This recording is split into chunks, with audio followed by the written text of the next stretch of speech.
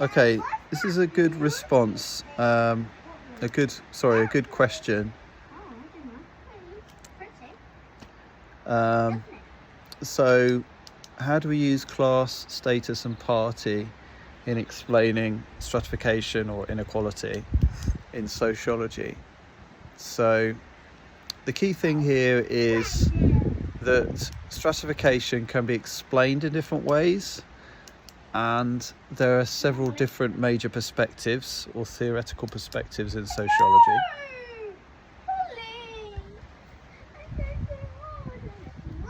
So there are several major theoretical perspectives for explaining stratification. The Marxist perspective emphasizes a class-based explanation of stratification. Not only that, their class-based explanation, while it does emphasize class conflict, primarily foregrounds or emphasizes economic divisions based on property ownership. So for them, the class conflict in society is a product of unequal levels of property ownership. So they emphasize our relation to the means of production. In other words, the owners of the means of production, factory owners, wealthy people who own land, natural resources, and information with which to build products. So all of those things are needed for production, to make products. Land, natural resources, information, all the forms of property which owning those forms of property enable you to build wealth and to acquire and to save up and accumulate wealth. So wealth accumulation. And so for Marxists, this is the most important division because, fundamental to society is the infrastructure. And that's the idea of the fundamental economic system in terms of the economic relations of production. In other words, going back to what we just said, ownership or non-ownership of property, especially property in terms of the means of production. So ownership of land, which enables you to build factories on that land, ownership of properties like raw materials and resources to make a product like steel, iron, and the information, ownership of the information with which to build products like plans for making cars, the know-how about how engines work and so on, so that you can build those kinds of products. And then there's all the ideas about exploitation, about profit making, about ideology with which to control society, to emphasize the class-based system as being fair and so on. And so that's the Marxist view. And so therefore the reason why class, status and party are the three main ideas with Weberianism is because they are emphasizing a multidimensional view of stratification. Because from a Weberian perspective, Weber believed that Marx was taking this view of class in terms of property ownership, which was, Weber agreed, the most important dimension of stratification, the most important aspect for explaining stratification. However, Weber differed from Marx in that he emphasized several other factors alongside class property ownership, which he also thought were important in their own right and could have some independent importance in explaining stratification as part of stratification and as dimensions or areas of stratification. So again, if we go back to Marxism, the idea is that the class-based property ownership divisions are the most important factors. This is what we call the infrastructure, as I said, the relation to the means of production. And so in a capitalist system, like the UK or the USA, you tend to have Class-based property ownership differences. Some people own property, some people don't own much property or no property ownership at all. And that is the infrastructure, the different relations to the means of production. And for Marxists, the superstructure, which is all of the institutions, the visible institutions in terms of the family, education, the media, religion, and the state or government, those institutions which promote the status quo and promote, maintain social inequality and the class inequalities, are a product of the infrastructure. In other words, we have a religious system that pushes and promotes class divisions, being a good person, for example, or being obedient so that you stay in your class position rather than challenging the system and expressing anger towards it. That religious system is a product of the economic relations of production, the unequal relations to the means of production. We have rich people and you have non-owners or poor, people. Again, the Marxists believe the same about the media, the same about the family, the same about the education system. All of these institutions are merely tools or mechanisms to promote that unequal class system, which is the fundamental basis of society, which is why it's called the infrastructure, a kind of basic, nature of society in terms of the most important factor or dimension. And the superstructure kind of is like the visible walls of the house and the ceiling and everything you can see on the surface, which promotes the system. The infrastructure is really the foundation of the whole system.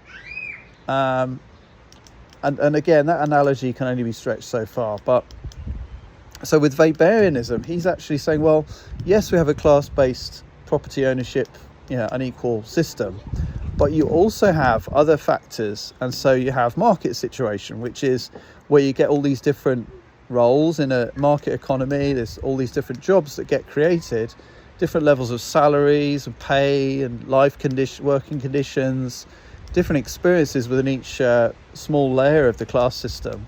So it's not as simple as owners and non-owners. You also have, people who are relatively high-earning barristers and lawyers.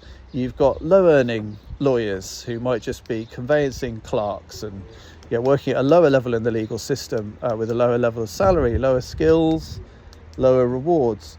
You've got teachers who are lower down, below lawyers, often, who have being given less rewards and a lower salary again. So again, you can see even within the middle class, you've got intermediate middle class, kind of middle class. You've got lower middle class, you've got upper middle class, and so on. So you have all of these different layers within each kind of large element of the class system. So in terms of upper, middle, and lower class, there are lots of different layers within those systems or within those groups. And so it gets very complex and multidimensional because there's lots of different ways in which people can be divided in terms of things like access to pensions, access to a gym, access to health insurance, and so on. And also, so that's where class is a bit more complex than Marx suggests, according to Weberian perspective. You also have status, which is the idea of social position, ranking, levels of prestige. Now, this is a very broad term, but what Weber is pointing out with this idea of status is that, yes, people are ranked differently in terms of social class based on ownership, non-ownership, market situation, or, salary and income and job skills and so on, and their rewards in the market, the market economy. But you also have status which, you can be socially ranked differently just on the basis of skin color, gender, disability, age, sexuality. There are so many different factors that can affect your social position beyond class. And again, Weber has complicated class. In other words, he has explained how class is complex and multidimensional because he's emphasizing market situation as being important. And then he's also adding this general idea of status. and bringing in ideas like skin colour, age, disability, and so on, gender, sexuality. And so that's a very useful idea because it allows for the kind of multi-dimensional aspect of stratification, where people who are black, disabled and working class are going to have a different experience from someone who's working class, white and able-bodied, in terms of how they're defined by society based on things like skin colour, physical abilities, intellectual abilities. And so again, this is adding a multi-dimensional kind of explanation of stratification, which from a Weberian perspective shows that the Marxist perspective is one-dimensional, it's economically reductionist. In other words, it's focusing on economic factors, especially property ownership, but it's not looking at the bigger picture of other factors that also determine your status. And again, if you were to evaluate that perspective, that Weberian perspective from a Marxist perspective, you'd say that the Weberian perspective is diluting the Marxist theory and the importance of class ownership. Because Weberians bring in other factors, they are actually diluting how important, they're watering down the Marxist theory. In other words, they're not acknowledging or recognising the importance of class property ownership divisions. Thirdly, you have party, which for Weber is to do with interest groups. In other words, power groups. Party relates to political power. It relates to influence over others in society, your ability to exert your will over others. In other words, to get your own way, even if it's not necessarily what others want or what is in their best interests. So, for example, someone who's wealthy is able to set the wage for someone who works for them. This may not be in the benefit of the person who is employed by them, because they would benefit from a higher wage. They could afford more food, better living conditions and so on. But that wealthy person has power over that employee and has power over them in terms of their wage, can influence their lives in that sense, as well as telling them what to do and so on. And so party relates to things like being a member of a certain political group, such as a political party, such as a local community group like the parish councils, or just a member of the council, being a member of an association or a professional organisation such as the British Medical Council, Automobile Association, Automobile Drivers Association, the AA, which of course, many people are a member of that organisation, which fights for the rights of drivers in this country. In other words, pressuring the government to, reduce road tax and so on. Political organisations, which try to influence the government or may influence the government, could include, the British Medical Council. Being a member of that professional organisation is required to be a doctor, to be a practising doctor. And so that gives, that organisation has clout. It demands certain qualifications, certain experiences in order to be a member of the organisation. And that's part of professionalisation and social closure, where organisations are generated to to prevent people having access and creating barriers for access, barriers to entry to a profession, often because they have power, and that gives them power in itself, but also because they have power over the government, or in terms of being able to give access to a professional role and a certain salary, a certain market situation and life chances based on that. And so that also recognises a third dimension of inequality and stratification, which is that not only are people divided on the basis of how much they own and what they own, not only they're divided on the basis of how much they earn in a job in terms of income, regular income and the skills they have and how much rewards they are provided for those skills. Not only are they divided on the basis of other factors that affect your status, such as your age, your gender, your sexuality, your skin colour, your disability, or otherwise, or being able-bodied, but also you're affected by your membership of political organisations, your ability to influence others, which can be affected by your relationship to the law if you're a judge, your charisma if you have a lot of personal appeal, such as certain personalities who, claim to be, who are often personally appealing because they're funny or attractive or well-spoken or give good speeches. It also, relates to the idea of rationality as well. So people who, claim to be able to prove things, like scientists, who again, on the basis of the idea of rationality, and also tradition, that can give people authority, because I'm really talking about authority in terms of rational, legal, charismatic and traditional, and all of those dimensions of authority, which is a form of power that is justified and legitimate, and traditional authority is just based on what's been done before. So someone who, a man who has power over his wife and his children because traditionally, historically, in the past, that's culturally been acceptable and expected in terms of status and power. And so all of these different ways of explaining stratification add kind of multiple dimensions to an explanation of what's important about stratification. And again, you can talk about these different factors in terms of gender and family relationships, status differences and role differences.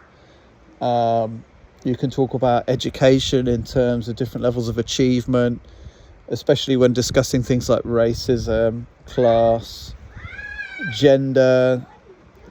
And you can also talk about crime and deviance in terms of different experiences of and patterns of victimization, criminalization. And so there's lots of scope for Weberianism to be applied to stratification in all of these ways.